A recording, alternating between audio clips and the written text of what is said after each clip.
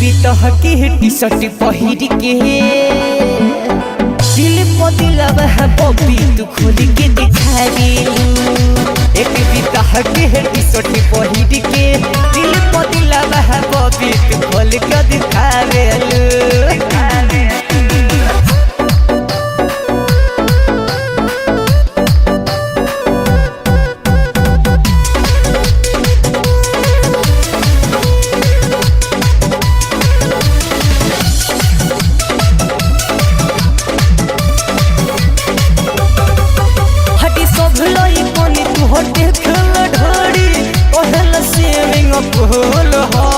जब जब तो हर खोली प्रोफाइल लगेला हमारी सकूल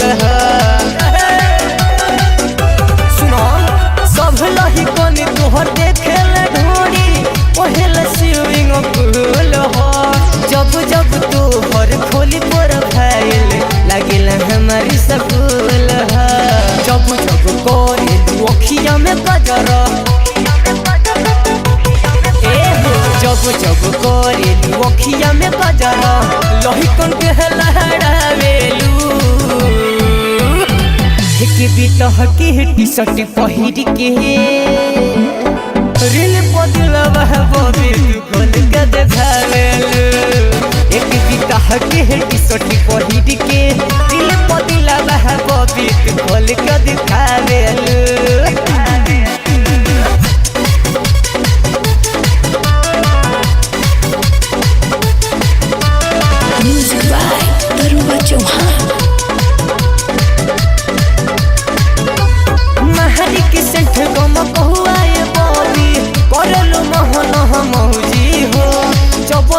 तोहरा के देखा बबलू मिलेला नहीं अनरजी हो।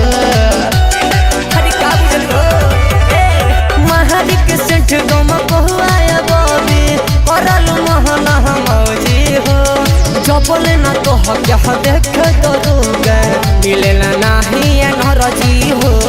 अमित अकेला अखिया सिकेला बचिए के रहियो सुनो अमित अकेला अखिया से केला जब तू बिहुत देखावेलू।